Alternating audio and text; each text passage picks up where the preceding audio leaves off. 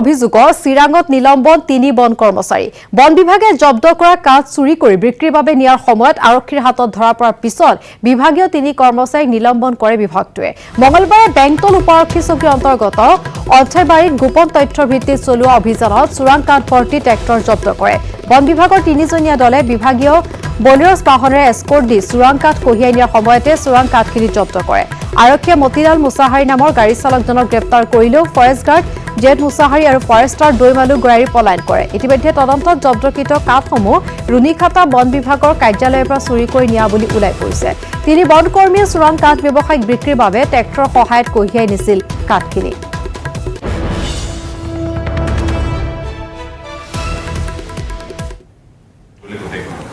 আটাইতকৈ আমাৰ দুৰ্ভাগ্যজনক বিষয় মই আজি 30 বছৰ চাকৰি কৰিলোঁ এনেকুৱা এটা মই খুব কমহে দেখা পাইছিলোঁ যে আমাৰ মাজত ষ্টাফে আমি এনেই কিছুমান খবৰ পাইছোঁ যে ষ্টাফ জড়িত আছে কিন্তু এভিডেঞ্চ পোৱা নাছিলোঁ কালি পালোঁ পোৱাৰ পিছত আমি গোটেইখিনি খুব সোনকালে তদন্ত কৰা হৈ পেলাই 3জন ষ্টাফ জড়িত বুলি ভাবি তেওঁলোকক ছাছপেনশ্যন কৰা হ'ল আৰু ৰেঞ্জ অফিচাৰৰ ওপৰত আমি এক্সপ্ৰেছন কল কৰা হৈছে তেওঁ থকা অৱস্থাত কেনেকৈ চৰকাৰী গাড়ীখন লৈ যোৱা হৈছে আৰু ইতিমধ্যে আমি যিখিনি খবৰ পাই পেলাই যিজন জেড মুছাহাৰী বুলি যিজন আমাৰ ফৰেষ্ট গাৰ্ড আছিলে তেওঁৰ ঘৰৰ পৰা আমি জব্দ কৰা কাঠ মোটামুটি এতিয়ালৈকে 4খন টাটা মোবাইল হ'ব প্ৰায় 250 আমি কাঠ জব্দ কৰা হৈছে ইয়াৰ বজাৰৰ অনুমানিক মূল্য আপোনাৰ 700 বা হ'লেও 250 মানে প্ৰায় 1.5 লাখ 2 লাখৰ এটা কাঠৰ জব্দ কৰা হৈছে যদিও হয়তো কোনোবাই ক'ব পাৰে ঘৰ বনাব লাগে কিন্তু এটা কথা হ'ল কোনো মানুহে ঘৰ বনাওঁতে কাগজপত্ৰ বিনা কাগজপত্ৰ বা বিনা চৰকাৰী খাজনা নিদিয়াকৈ কোনো কাঠ ব্যৱহাৰ কৰিব নোৱাৰে বিশেষকৈ বন বিভাগৰ মানুহ বেছি সাৱধান হোৱা উচিত যাতে চৰকাৰক ন্যায্য যিটো প্ৰাপ্য দি পেলাই যদি ব্যৱহাৰ কৰাটো আমাৰ কাৰণে কোনো অসুবিধা নহয় কিন্তু তেওঁলোকে যি ধৰণে ব্যৱস্থা কৰিছে বা অফিচত থাকি পেলাই যি ধৰণে আমাক মিছগাইড কৰিছে এইটো আমাৰ কাৰণে অতি চূড়ান্ত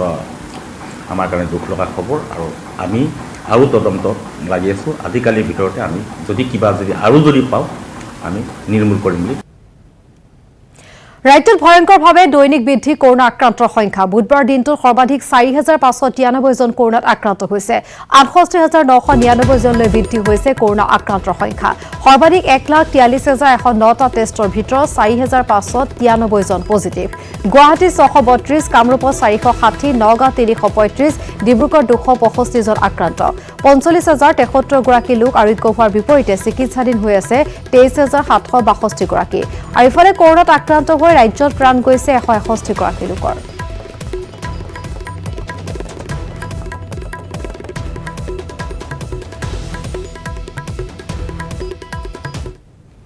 হাগ্ৰামা মহিলাৰী মডেল ডিটিচিত ৰাজ্যৰ দুৰ্ভোগ যাতায়াতৰ সুব্যৱস্থা নথকাৰ বাবে 108 সেৱাৰ দৰে জৰুৰী সেৱাই ঢুকি পাবলৈ সক্ষম হোৱা নাই চিৰাঙৰ এটা অঞ্চল ঠেলাই একমাত্ৰ সাৰথী অঞ্চলবাসীৰ বাবে চিৰাং জিলাৰ নাগলভাঙা ঔগুৰি পাটাবাৰীকে ধৰি কেইবাখনো ভিচিডিচিৰ প্ৰায় 40,000 অধিক লোকে যাতায়াতৰ সুব্যৱস্থা নথকাৰ ফলত জমৰ যন্ত্ৰণা ভোগ কৰিছে চাৰিওফালে আই আৰু নাগলভাঙা নদীয়ে আৱৰি থকা দ্বীপ সদৃশ অঞ্চলটোত যাতায়াতৰ বাবে দলং নিৰ্মাণ নোহোৱাত এম্বুলেন্সকে ধৰি কোনো জৰুৰী সেৱা এইসমূহ লোকক ঢুকি পাবলৈ সক্ষম হোৱা নাই যাৰ বাবে বৃহত্তৰ অঞ্চলবাসীৰ বাবে ঠেলাই হৈ পৰিছে একমাত্ৰ 108 এম্বুলেন্স সেৱা নিজ পুত্ৰ অসুস্থ মাতৃক ঠেলাত উঠাই চিকিৎসালয়লৈ যাত্ৰা কৰিছে মাতৃক ঠেলাৰে কঢ়িয়াই নি নৈ পাৰত এঘণ্টাৰো অধিক সময় ধৰি নৌকাৰ বাবে অপেক্ষা কৰি থাকিবলগীয়া হয় দীৰ্ঘদিন ধৰি দলঙৰ অভাৱত যাতায়াতৰ ক্ষেত্ৰত জিয়াটো ভুগি আহিছে যদিও কোনো ধৰণৰ কাণসাৰ প্ৰদান কৰা নাই বিডিচি প্ৰশাসনে আৰু এই খবৰত আগবঢ়াইছো উপানন্দ শৰ্মাৰ এক প্ৰতিবেদন চিৰাঙৰ নাঙলভাঙাবাসীৰ বাবে জমৰ যন্ত্ৰণা কিয়নো তেওঁলোকে আইনদী এইখন আৰু তেওঁলোকৰ যাতায়াতৰ কাৰণে কোনো ধৰণৰ দলং নাই আইনদীৰ ওপৰত আৰু মই দেখুৱাবলৈ বিচাৰিছোঁ এইগৰাকী যুৱকে তেওঁৰ মাতৃক এই ধৰণে কঢ়িয়াই আনিছে ঠেলাত কিয়নো ইয়াতে কোনো ধৰণৰ গাড়ী বা এম্বুলেন্স তেওঁলোকে ঢুকি নাপায় গতিকে তেওঁলোকে এই ধৰণে ৰোগীক তেওঁলোকে ঠেলাত কঢ়িয়াই আনিব লাগে আৰু ইয়াৰ পিছত তেওঁলোকে নদীখন পাৰ হয় আৰু তাৰ পিছত তেওঁলোকে কোনো গাড়ী লৈ তেওঁলোকে গন্তব্যস্থান বা চিকিৎসালয়লৈ যায় মই যুৱকজনৰ পৰা জানিব বিচাৰিছোঁ কি হৈছে জ্বৰ হৈছে ইয়াতে কিমান সময়ৰ পৰা 1 ঘণ্টা হৈছে কি কাৰণত ঠেলাত আনিব লগা হ'ল এই যে এম্বুলেন্স গাড়ী নাই এই কাৰণে ঠেলাত আনি কিমান দূৰৰ পৰা আহিছে 2 কিলোমিটাৰ হ'ল আৰু ইয়াতে চিকিৎসালয় নাই নেকি? নাই হয়, এয়া হৈছে সমস্যা আৰু এই সমস্যাৰ কাৰণে এওঁলোকে ঠেলাত ৰোগী কঢ়িয়াব লগা হৈছে। মই যুৱক এজন আছে, তেওঁৰ পৰা জানিব সমস্যা কি ধৰণৰ, কি সমস্যা কাৰণে এটা আপুনি ইতিমধ্যে দেখা পালে আমাৰ ৰোগী যাতায়াতৰ ব্যৱস্থা অকল ঠেলা বাদ দি কোনো ধৰণৰ ব্যৱস্থা নাই। ঠেলা ইপিনে নদী এখন দেখা পাইছে, আমাৰ নাঙলভাঙা নদী, যিখন অসমৰ ভিতৰত বৃহত্তৰ নদী বুলি আমি ক'ব পাৰোঁ। এইখন নদীয়ে পাৰ হওঁতে 1-1.5 ঘণ্টা লাগিব আৰু ঠেলা বাদ দি বিকল্প নাই। ইপিনে আকৌ নদী এটা পাব, 2খন নাও পাৰ হৈ যেতিয়া যাব লাগে, আমাৰ এনেকুৱা ৰোগী বহুত স্পটত এইখনত নাওতে আমি মৃত্যুবৰণ সাৱটি লৈছে। গতিকে আমি অসম চৰকাৰক অনুৰোধ জনাইছোঁ আপোনালোকৰ চেনেলৰ মাধ্যমে যাতে আমাৰ ইয়াত এখন পাৰ্মানেণ্টলি চলিউশ্যন কৰি এখন দলং স্থাপন কৰে। আৰু চৰকাৰে কি ধৰণৰ প্ৰতিশ্ৰুতি দিয়ে বা আপোনালোকে আবেদন যেতিয়া কৰে তেওঁলোকে কি কয়? চৰকাৰে প্ৰত্যেকবাৰ ইলেকশ্যন অহাৰ আগে হৈ যাব বুলি কয়। আজিলৈকে কোনো ধৰণৰ ইয়াতে কোনো ধৰণৰ চৰকাৰৰ আমাৰ ইয়াত থকা 3বাৰকৈ কেবিনেট মন্ত্ৰী চন্দ্ৰ মোহাম্মদ ডাঙৰীয়া আজিলৈকে ইয়াত আহি এখন দলং স্থাপন নকৰিলে, অকল ভোটৰ অহাৰ আগে কৈ যায় ইয়াতে এখন দলং দিব বুলি, কিন্তু আজিলৈকে কোনো তেওঁলোকে কাম আগবাঢ়ি নোৱাৰিলে। এই BTC নিৰ্বাচন আহিছে, গতিকে নিশ্চয় আকৌ দলঙৰ ৰাজনীতি আৰম্ভ হ'ব। নিশ্চয় অলৰেডি হৈছে। 2-এখন দল আছে আমাৰ BTCত, EPPL আৰু BPF, তেওঁলোকে কৈ আছে আমাক ভোট দিয়ক দলং দিম, কিন্তু আজিলৈকে তেওঁলোকে খালি ভোটহে বিচাৰি আছে, কোনো এটা সমস্যা নাই। আজি ইয়াতে প্ৰাথমিক চিকিৎসালয় নাই, ভেটেনাৰী ডিছপেঞ্চাৰী নাই, আমাৰ ইয়াত পাৰ্মানেণ্ট যাতায়াতৰ কাৰণে এখন দলং নাই। আমি ইয়াত নাই 40খন গাঁৱৰ মানুহ আমি এইখন নাৱেৰে আপ ডাউন কৰিব লাগে, তথাপি ইহঁতক পইচা দি যাব লাগে নাও পাৰ হওঁতে। হয়, এই ধৰণে আচলতে ৰাজনীতি হয়, দলং নিৰ্মাণৰ নামতো ৰাজনীতি হয়, কিন্তু ইয়াৰে ৰাইজ ভুক্তভোগী, কিয়নো তেওঁলোকে দলং নাই আৰু এই ধৰণে তেওঁলোকে ৰোগী কঢ়িয়াই আনিব লাগে আৰু এই ধৰণে বিপদসংকুল তেওঁলোকে যাত্ৰা কৰে। তেওঁলোকে লোকসকলে এইদৰে নাৱেৰে তেওঁলোকে 2খনকৈ নদী তেওঁলোকে পাৰ হৈ আহিছে আৰু ইয়াৰ পিছত তেওঁলোকে এই ধৰণে যাব আৰু ৰোগীসকলে বিভিন্ন সময়ত সমস্যাৰ সন্মুখীন হ'ল। আৰু মই যিগৰাকী ৰোগী দেখাইছোঁ, তেওঁ জ্বৰত আক্ৰান্ত আৰু প্ৰায় 1 ঘণ্টা ধৰি এই নৈৰ পাৰত তেওঁ ঠেলাত বহি তেওঁলোকে ঠেলাত শুই তেওঁ যাতায়াতৰ এই নাৱৰ কাৰণে অপেক্ষা কৰি আছে। আৰু এবাৰ ক'বলৈ লৈছোঁ এখন আজব দলঙৰ কথা। শোণিতপুৰৰ বৰচলাত আধা বাঁহ আধা পকীৰে নিৰ্মিত দলঙত ৰাইজৰ বিপদসংকুল যাতায়াত। আধাতে নিৰ্মাণ কাৰ্য সামৰি আঁচনিৰ ধন আত্মসাতৰ অভিযোগ ক্ষুব্ধ লোকৰ। পকী দলং নিৰ্মাণৰ বাবে চেঙেলিমৰা গাঁৱত এমৰেগা আঁচনিত বৰচলা উন্নয়ন খণ্ডৰ দ্বাৰা আবণ্টন হৈছিল প্ৰায় 9 লাখ টকা, কিন্তু ৰহস্যজনকভাৱে আধাতে কাম সামৰিলে ঠিকাদাৰে, যাৰ ফলত ৰাইজে অৰ্ধনিৰ্মিত দলংখনত বাঁহৰ চাং দি বিপদসংকুল যাতায়াত অব্যাহত ৰাখিছে। এই ক্ষেত্ৰত বিভাগীয় কৰ্তৃপক্ষই সকলো দেখিও নেদেখাৰ ভাও জুৰিছে। দুৰ্নীতিৰ বিৰুদ্ধে শূন্য সহনশীলতাৰ কথা কোৱা চৰকাৰখনে কি পদক্ষেপ ল'ব সেয়াহে লক্ষণীয় হ'ব। আৰু এখন সময়ত আগবঢ়াইছোঁ হৰেণ ভূমিজৰ এক প্ৰতিবেদন। নিশ্চয়কৈ বৰচলাৰ ধূপগুৰিৰ পৰা পূব হেংলিমাৰা সংযোগী পথত কালভাৰ্ট নিৰ্মাণৰ নামত সংঘটিত হৈছে ব্যাপক অনিয়ম। ফলক লগোৱা হৈছে কিন্তু নিৰ্মাণ হ'ল কালভাৰ্ট। প্ৰায় 10 লাখ টকা আঁচনি আবণ্টন হৈছিলে কালভাৰ্ট নিৰ্মাণৰ নামত, কিন্তু কালভাৰ্ট নাই, আছে ফলক। ৰাইজৰ অভিযোগ যে এই আঁচনিৰ আবণ্টিত সমুদায় ধন ইয়াৰে জনপ্ৰতিনিধিয়ে আত্মসাৎ কৰিছে, যাৰ ফলত এতিয়া ৰাইজে আচলতে যাতায়াতৰ নামত দুৰ্ভোগ ভুগিব লগা হৈছে। ৰাইজে উপায়বিহীন হৈ ইয়াত তেওঁলোকে বাঁহৰ চাং নিৰ্মাণ কৰি তেওঁলোকে আহ যাহ অব্যাহত ৰাখিছে, কিন্তু আচলতে বিভাগীয় কৰ্তৃপক্ষ আৰু যি জনপ্ৰতিনিধি তেওঁলোকৰ নাই খবৰ। আমি দেখুৱাই আছোঁ সমগ্ৰ দৃশ্য। এয়া হৈছে বৰচলাৰ ধুপুগুৰিৰ পৰা চেঙেলিমাৰা সংযোগী পথৰ দৃশ্য। এনেধৰণেই এয়া চাওক কেনেধৰণে নিৰ্মাণ কাৰ্য আধৰুৱা হৈ আছে। ইয়াতে প্ৰায় 10 লাখ টকা আবণ্টন হৈছিলে, কিন্তু ইয়াত কালভাৰ্ট নিৰ্মাণ নহ'ল, কেৱল এনেধৰণেই পৰি আছে। কিন্তু ৰাইজে আচলতে যাতায়াতৰ বাবে তেওঁলোকে বাঁহৰ চাং নিৰ্মাণ কৰি এনেধৰণে যাতায়াত ব্যৱস্থা অব্যাহত ৰাখিছে। আমি কথা পাতিম ইয়াৰে স্থানীয় ৰাইজৰ সৈতে। কি ক'ব? হয়, যিটো আমাৰ কালভাৰটো যিমান টকা $10 লাখ টকা আমাৰ আবণ্টন হৈছিল, সেইটো কিন্তু ইয়াৰ যিবিলাক মানে এই ঠিকা লৈছিল সিহঁতে মানে এই টকাবিলাক খাই পেলাই আমাৰ দলংটো কালভাৰটো কৰি দিয়া নাই। এতিয়া আমি যেনেকুৱা অৱস্থাত আছোঁ, যি সমস্যাত আছোঁ, আমি বহুত মানে লজ্জাজনক বুলি আমি ক'ব পাৰোঁ। কেনেকুৱা কষ্ট হয় আপোনাৰ? কষ্ট মানে যেতিয়া এতিয়া বাৰিষা কাল আহিছে, আমি অহা যোৱাত বাঁহৰ চাং পাতিছোঁ, আপোনালোকে চাইছে বাঁহৰ চাং পাতি আমি যেনেকৈ নাই কৰা নাই, মাত্ৰ কেইটামান খুঁটিহে পুতিছে। কিমান দিন হ'ল এইটো? এইটো প্ৰায় 4-5 মাহমান হৈ গ'ল। 2017তে আহিছিলে কামটো 17ত আহিছে, কিন্তু সিহঁতে কেইটামান খুঁটি পুতিছে 4-5 মাহমান হৈছে আৰু কৰা নাই। আমি সোধাৰ পিছত আমাক কয় নাই, এইটো কাম নাই, কাম শেষ হৈ গ'ল। কিমান টকা আহিছিলে? এইটো 10 লাখ টকাই আছে, ইয়াত চাইনবোৰ্ড আছে, কিন্তু কাম নহ'ল। হয় নিশ্চয়কৈ এনেধৰণে ৰাইজৰ অভিযোগ যে আচলতে ইয়াত বৃহৎ অনিয়ম সংঘটিত হৈছে কি ক'ব কি হৈছে আপোনালোকৰ ইয়াত আমাৰ ইয়াত মানে এই পূব চিংগিলমাৰা আৰু ধুবুৰী সংযুক্ত যিটো ৰাস্তা এই ৰাস্তাত মানে আমাৰ এটা কালভাৰ্ট ধৰিছিল ইয়াত প্ৰায় 10 লাখ টকা চৰকাৰৰ ফালৰ পৰা ধৰি দিছিল কিন্তু আমাৰ লোকেল যে ঠিকা লোৱা মানুহবিলাক এই ঠিকাবিলাক মানুহকে পইচাটো আত্মসাৎ কৰিছে সেইকাৰণে আমাৰ মানে ৰাইজৰ বহুত অসুবিধা হৈছে আমি ৰাইজৰ উপায় নাপায় বাঁহৰ দলং এটা দি যেনে তেনে আমি অহা যোৱা কৰি আছোঁ আমাৰ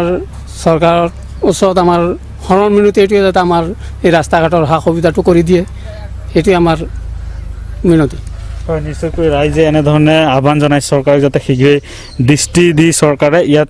দলং নিৰ্মাণৰ কাৰণে ব্যৱস্থা গ্ৰহণ কৰিব লাগে কাৰণ 10 লাখ টকা আবণ্টন হোৱাৰ পিছতো ইয়াত আজি পৰ্যন্ত হৈ নুঠিল কালভাৰ্ট খহনীয়াই বনগাঁও নামৰ গাঁওখন নিঃশেষ কৰাৰ দিশে গাঁওখনৰ আধা অংশ ইতিমধ্যে নদীৰ বুকুত জাহ গৈছে খহনী ৰোধৰ বাবে চৰকাৰৰ পৰা আবণ্টন দিয়া 7 লাখ টকাত মাত্ৰ কেইটামান বোল্ডাৰ পেলাই সকলো টকা লুণ্ঠন কৰিছে এচাম মধ্যভোগী দালালে যাৰ ফলত প্ৰতি বছৰে গাঁওখনৰ বাঁহগছ তামোল পাণৰ বাৰী সকলো নৈ বুকুত জাহ গৈছে ইতিমধ্যে গাঁওখনৰ 15টা পৰিয়ালে নিজৰ ঘৰ বাৰী এই নিৰাপদ স্থানত আশ্ৰয় লৈছে আৰু এইদৰে খহনীয়া অব্যাহত থাকিলে 1 বা 2 বছৰ ভিতৰতে নৈখনে গাঁওখনৰ ঠিকনা নোহোৱা কৰি পেলাব আৰু এখন ৰূপত আগবঢ়াইছো ৰিপুঞ্জয় নাথৰ এক প্ৰতিবেদন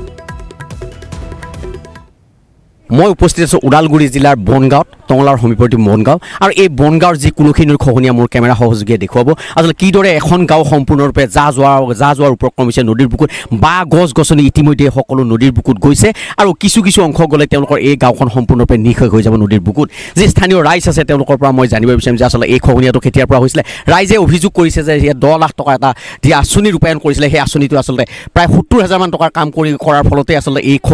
এই যি বোল্ডাৰ প্ৰটেকশ্যন আছিলে সেই প্ৰটেকশ্যনটো সম্পূৰ্ণ নকৰাৰ বাবে আচলতে এই খহনীয়া হোৱা বুলি অভিযোগ কৰিছে তেওঁলোকৰ পৰা মই জানিব বিচাৰিম এই খহনীয়াটো কিয় হ'ল বাৰু এই খহনীয়াটো কি হ'ল মানে এইটো চৰকাৰৰ মানে আপোনাৰ হেৰি কাৰণে মানে মনোযোগ দিয়া নাছিল কাৰণ আমাৰ যিটো মানে কাম আনিছিলে ইয়াতে মানে 10 লাখ টকা এটা মানে কাম দিছিলে বোল্ডাৰ ভেক্সিং তেওঁলোকে এই ঠিকাদাৰে মাত্ৰ 3টা বোল্ডাৰ ভেক্সিং দিয়ে কামটো সামৰিলে তাৰ পৰা যাৰ ফলত এতিয়া আমাৰ গাঁওখনে এইবিলাক মানুহ আছিলে পূৰ্বত আমাৰ 1995 চনত যিটো বানপানী আছিলে সেই তেতিয়া আমাৰ এইবিলাক মানুহ ছিন্ন বিচ্ছিন্ন হৈ গ'ল তাৰপিছত প্ৰায় আৰু 50 মিটাৰ গ'লে এইবিলাক আমাৰ খেতি পথাৰখিনি যোৱাৰ লগে লগে আমাৰ গাঁওখনৰ যিখিনি আমাৰ খেতিয়ক ৰাইজৰ আমাৰ ব্যৱস্থাটো কি হয় অৱস্থা কি হ'ব ঠিকাদাৰে কামটো নকৰিলে কি হ'ল ভালকৈ কৰা নাই মাত্ৰ 3টা দিয়েই তেওঁলোকে সামৰিলে এতিয়ালৈকে হয় আচলতে 3টা বোল্ডাৰ প্ৰটেকশ্যন দিয়া সামৰিলে কি ক'ব বাইদেউ আপোনালোকৰ এই বাঁহ গছ গছনি সকলো এতিয়া কি ক'ম তেওঁলোকেতো ঠিকাটো কৰিয়ে তেওঁলোকৰ দায়িত্বটো তেওঁলোকৰ তাৰমানে যিটো চৰকাৰী ধন পায় সেইটো তেওঁলোকৰ হেৰিৰ পকেটত ভৰাই তাৰমানে সাৰি যায় কিন্তু ইয়াৰ ৰাইজে কি ধৰণৰ দুৰ্ভোগ ভোগে সেইটো তেওঁলোকৰ চিন্তাৰ বিষয় নহয় এতিয়াতো আপোনালোকৰ বস্তি মাটি বাঁহ চব হয় এইবিলাক নাই এতিয়া আমাৰ কি কৰিব এতিয়া চৰকাৰক কি আহ্বান জনাম মানে এই আমাৰ এতিয়া নদীত ভাল প্ৰটেকশ্যন দিব লাগে বা হেৰিবিলাক ভাঁজবিলাক কাটাৰ কাৰণে হয় কি ক'ব দাদা ক'ব মানে এইটো কথা নদীটো হৈছে আমি বহুত কষ্ট ভোগ কৰিছোঁ আমি কাৰণ ৰাস্তা পদূলি গৈছে ঘৰো গৈছে কিন্তু কিছুমানৰ কাৰণে এইটো এটা খেতি নদী হৈছে কামধেনু হৈছে এইটো কিছুমানে কি কৰিছে মধ্যবৰ্তী লোক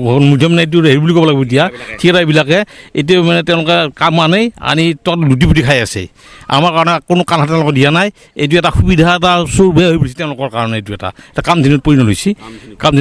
হয় আচলতে 10 লাখ টকা লৈ পেলাই তেওঁলোকে এটা কথা কৈছে লুণ্ঠনৰ এক ফান্দি পাতিছে এইটো কামধেনুত পৰিণত হোৱা বুলি কৈছে আৰু এই কুলুখী নদীৰ তাণ্ডৱৰ ফলতে আচলতে সম্পূৰ্ণৰূপে এই বনগাঁৱৰ এই অঞ্চলতে আৰম্ভ কৰি এই যি ওচৰ পাজৰে গাঁও আছে সকলো গাঁও ইতিমধ্যে প্ৰায় আধা অংশ ইতিমধ্যে নদীৰ বুকুত গুচি গৈছে জলসম্পদ বিভাগে কিন্তু কোনো ধৰণৰ ব্যৱস্থা গ্ৰহণ এতিয়ালৈকে কৰা নাই গতিকে ৰাইজৰ দাবী যে যিসকল ঠিকাদাৰ আছিল ধুৰন্ধৰ ঠিকাদাৰসকলে যি 10 লাখ টকা আনি আচলতে 70,000-80,000 টকাৰ কাম কৰি পেলাই কামটো আধৰুৱা কৰাৰ বাবে আচলতে এই খহনীয়া হৈছে যিহেতু তেওঁলোকে বিজ্ঞানসন্মতভাৱে কামটো নকৰিলে আৰু নকৰাৰ ফলত এই খহনীয়া হৈছে গতিকে তেওঁলোকৰ আচলতে এই ঠিকাদাৰসকলক লেকাম লগাবলৈ যি বিভাগীয় কৰ্তৃপক্ষই লেকাম লগাওক আৰু যি খহনীয়া আছে সেই খহনীয়া ৰোধৰ বাবে চৰকাৰে উপযুক্ত ব্যৱস্থা গ্ৰহণ কৰক বুলি তেওঁলোকে দাবী জনাইছে চলিত বৰ্ষৰ কেইবাটাও বানে বিধ্বস্ত কৰি গ'ল ৰাজ্যৰ বহু বাট-পথ দলং উচন কৰি গ'ল বহু লোকৰ মাটি ভিটিৰ লগতে হেঁপাহৰ ঘৰখন ডিব্ৰুগড় জিলাৰ মৰাণ সমষ্টিৰ বহু গাঁৱত সংহাৰী বানে সৃষ্টি কৰিছে হাহাকাৰ অৱস্থা এতিয়া বান নাই কিন্তু বানে চলোৱা সংহাৰৰ ফল প্ৰতিদিনে ভোগ কৰিবলগীয়া হৈছে বহু অঞ্চলৰ লোকে মৰাণৰ নাহৰণি আৰু নপথাৰ সংযোগী পথত থকা একমাত্ৰ পকী কালভাৰটো খহাই নিলে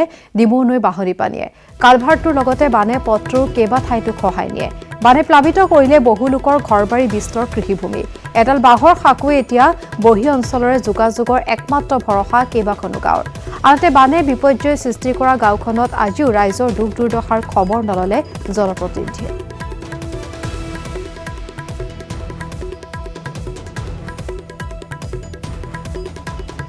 আৰু এই সন্দৰ্ভত আগবঢ়াইছো ৰিখেশ্বৰ বৰুৱাৰ এক প্ৰতিবেদন হয় বানে বিধ্বস্ত কৰি থৈ গ'ল গ্ৰামাঞ্চলৰ বহু পথ আৰু মই আছো বৰ্তমান মৰাণৰ সমীপৰ নাহৰী গাঁও পঞ্চায়তৰ অন্তৰ্গত নপথাৰ গাঁৱৰ এটি পথৰ ওপৰত আৰু এই পথটো ডিমৌ নদী বাঢ়নী পানীয়ে বিধ্বস্ত কৰি পেলালে খহাই পেলালে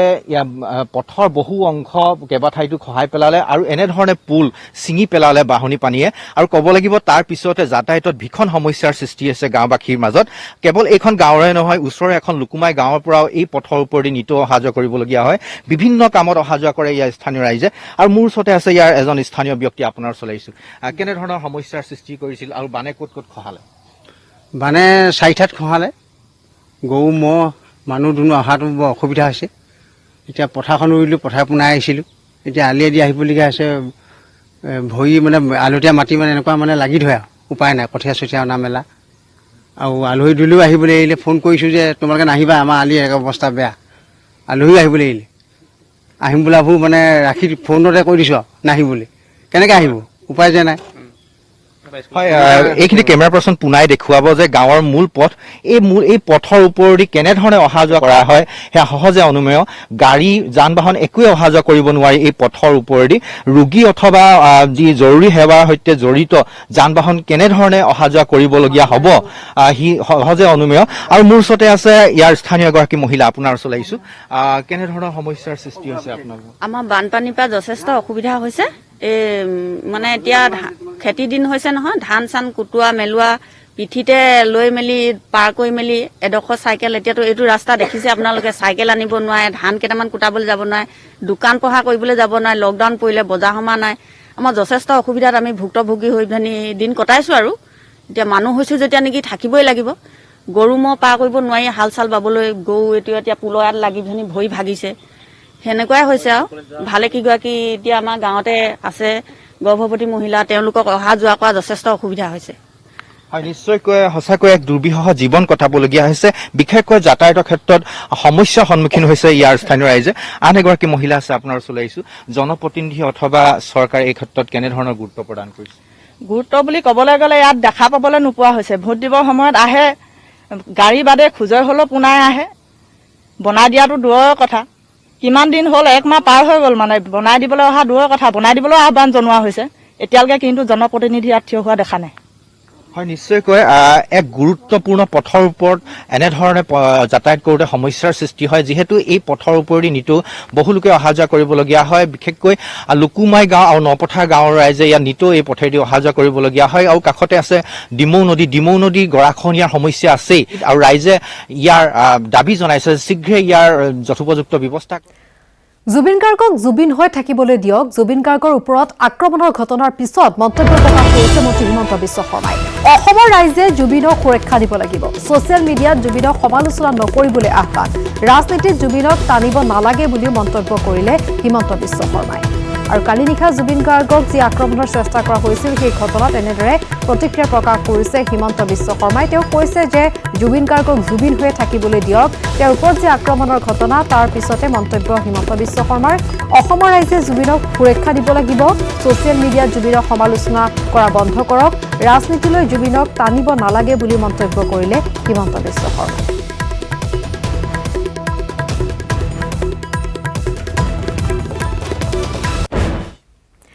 খহনীয়া প্ৰতিৰোধৰ বাবে গছপুলি ৰোপণত ব্যস্ত প্ৰাক্তন মন্ত্ৰী ৰাজীৱ লোচন পেগু মাজুলীৰ কংকন চাপৰিত ৰোপণ কৰিলে প্ৰায় 500 কাঞ্চন গছৰ ডাল আৰু পুলি খহনীয়া প্ৰতিৰোধৰ বাবে বৃক্ষ ৰোপণ কৰি চৰকাৰ বিৰুদ্ধে ক্ষোভ প্ৰকাশ কৰিলে মন্ত্ৰীগৰাকী কৰোনা আক্ৰমণৰ সংখ্যা দিনক দিনে বাঢ়িব ধৰিছে বুধবাৰ দিনটোত গোৱালপাৰা জিলাত কৰোনাত আক্ৰান্ত হৈছে 110গৰাকী লোক জিলাখনত মুঠ আক্ৰান্তৰ সংখ্যা হৈছে 799 দুধনৈত আৰক্ষী সাংবাদিককে ধৰি আক্ৰান্ত হৈছে বহু লোক যাৰ পৰিপ্ৰেক্ষিতত দুধনৈত আৰম্ভ হৈছে সামূহিক কৰোনা টেষ্ট ৰাজপথেৰে পাৰ হৈ যোৱা লোকৰো কৰা হৈছে টেষ্ট দুধনৈস্থিত ব্যৱসায়ীসকলৰ এক প্ৰকাৰ বাধ্যতামূলক কৰা হৈছে কৰোনা টেষ্ট যাৰ ফলত দীঘলীয়া শাৰী দেখা গৈছে ৰাইজৰ আগন্তুক স্বাধীনতা দিৱসৰ প্ৰতি লক্ষ্য ৰাখি গোলকগঞ্জ পৌৰসভা এলেকাত আৰক্ষী আৰু আৰক্ষী বাহিনীয়ে চলালে চাফাই অভিযান গোলকগঞ্জ থানাত আৰক্ষী চক্ৰ পৰিদৰ্শক গৌৰচন্দ্ৰ বন্তনে চাফাই শুভাৰম্ভণি কৰে পিছত গোলকগঞ্জ পৌৰসভা এলেকা চাফাই কৰা হয় গোলকগঞ্জৰ জগমোহন বিদ্যাপীঠত অনুষ্ঠিত হ'ব লগা স্বাধীনতা দিৱসৰ স্থানতো চাফাই কৰিলে আৰক্ষী আৰু গাঁওৰক্ষী বাহিনীয়ে অসম পেট্ৰকেমিকেলছ লিমিটেডৰ আৱাসিক এলেকাত অসম গেছ কোম্পানীৰ দ্বাৰা পাইপযুক্ত ৰন্ধন গেছৰ প্ৰকল্প উদ্বোধন প্ৰকল্পৰ অধ্যক্ষ বিকুল ডেকাৰ বন্তি প্ৰজ্বলনৰ দ্বাৰা এই প্ৰকল্পটো উদ্বোধন কৰি তেওঁ কয় যে এই পাইপযুক্ত ঘৰুৱা ৰন্ধন গেছৰ জৰিয়তে আৱাসিক এলেকাটোৰ দীৰ্ঘদিনীয়া সমস্যা সমাধান হ'ল আনহাতে অসম গেছ কোম্পানীয়ে অনাগত দিনত উজনি অসমৰ প্ৰায় 2 লাখ লোকক এই ঘৰুৱা পাইপলাইনযুক্ত ৰন্ধন গেছৰ সুবিধা প্ৰদান কৰিব উদ্বোধনী অনুষ্ঠানত Assam petrochemical limited Assam gas company আৰু অইলৰ বহু কেইগৰাকী বিষয়ববীয়া উপস্থিত থাকে শিমলুগুৰিত নৱম শ্ৰেণীৰ ছাত্ৰীক যৌন নিৰ্যাতন চলাই আৰক্ষীৰ জালত শিক্ষক পবিত্ৰ শিক্ষাবৃত্তি কলংকিত কৰিলে গকুল বৰুৱা নামৰ এজন শিক্ষকে শিৱসাগৰ জিলাৰ শিমলুগুৰি বসাগৰ এজন ঘৰুৱা টিউচন শিক্ষকে নৱম শ্ৰেণীৰ ছাত্ৰীক যৌন নিৰ্যাতন চলাই আৰক্ষীৰ হাতত আটক হয় নৱম শ্ৰেণীৰ ছাত্ৰীগৰাকীক অভিভাৱকে এজন সম্পৰ্কীয় শিক্ষকৰ ওচৰত টিউচন দিছিল কিন্তু টিউচনৰ আৰম্ভণিৰ পৰা বিভিন্ন অশ্লীল ইংগিত প্ৰদান কৰাৰ লগতে যৌন অত্যাচাৰ চলোৱাৰ গুৰুতৰ অভিযোগ উত্থাপন কৰিছে শিক্ষকজনে ছাত্ৰীগৰাকীক যৌন নিৰ্যাতন চলোৱাৰ কথা অভিভাৱকক জনোৱাৰ পিছতে শিক্ষকজনৰ বিৰুদ্ধে শিমলুগুৰি আৰক্ষী থানাত এজাহাৰ দাখিল কৰিছে কলিয়াবৰ এগৰাকী অসহায় বৃদ্ধাৰ কৰুণ কাহিনী ভগা জুপুৰিতে দিন ৰাতি পাৰ কৰিব লগা হৈছে বৃদ্ধাগৰাকীয়ে ৰাজ্যত গাঁও পঞ্চায়তে চলিছে লুণ্ঠন ৰাজ কলিয়াবৰৰ পুথৰি গাঁও পঞ্চায়তৰ অন্তৰ্গত 2 নম্বৰ নজানৰ অসহায় এইগৰাকী অকলশৰীয়া মহিলাই বৰ্তমানেও এটা ভগা জুপুৰিতে বাস কৰিছে প্ৰায় 1.5 বছৰ পূৰ্বে প্ৰধানমন্ত্ৰী আৱাস যোজনা এটা ঘৰ লাভ কৰিছিল অকলশৰীয়া মহিলাগৰাকীয়ে কিন্তু কাম সম্পূৰ্ণ নহওঁতেই হৰাত হ'ল ধন কুথৰি গাঁও পঞ্চায়তৰ সভাপতি জনৈক নাজিৰ আলীয়ে পঞ্চায়তৰ সদস্য গীতা মণ্ডলৰ দ্বাৰা ঘৰৰ নামত অহা ধন উঠাই নিয়াৰ গুৰুতৰ অভিযোগ ভুক্তভোগী মহিলাগৰাকীৰ ডিব্ৰুগড় বকুল চাহ বাগিচাত অবৈধ ভূমি দখল বন্ধ কৰাৰ দাবীত অসম চাহ জনজাতি ছাত্ৰ সন্থাৰ তীব্ৰ ধৰ্ণা কাৰ্যসূচী পালন ডিব্ৰুগড় শাখাৰ উদ্যোগত আৰু তিমনা বকুল তামুলবাৰী উপশাখাৰ সহযোগত বিভিন্ন শ্লোগানেৰে পৰিৱেশ উত্তাল কৰি তোলে বাগিচাৰ চাহ ম্যাদী মাটি এটা ভূমাফিয়া চক্ৰই বাগিচা কৰ্তৃপক্ষৰে গোপন বুজাবুজিৰে বিক্ৰী কৰাৰ গুৰুতৰ অভিযোগ আৰু এনে কাৰ্যসূচীত তদন্ত আৰু মাটি বিক্ৰী বন্ধ কৰাৰ দাবীৰে দুঘণ্টীয়া ধৰ্ণা কাৰ্যসূচী ৰূপায়ণ কৰে বকুলীয়াঘাটত বৃহস্পতিবাৰে পুৱা শোকাবহ পথ দুৰ্ঘটনাত দ্ৰুতবেগী ট্ৰাকে মহতিয়াই নিলে এজন বাইক আৰোহীক দুৰ্ঘটনাত থিতাতে নিহত বকুলীয়াঘাটৰ স্বপন ৰয় নিজৰ দোকানলৈ গৈ থকা অৱস্থাত ৩৬ নম্বৰ ৰাষ্ট্ৰীয় ঘাইপথত পিছফালৰ পৰা খুন্দিওৱাৰ ফলত থিতাতে নিহত হয় ব্যৱসায়ীজন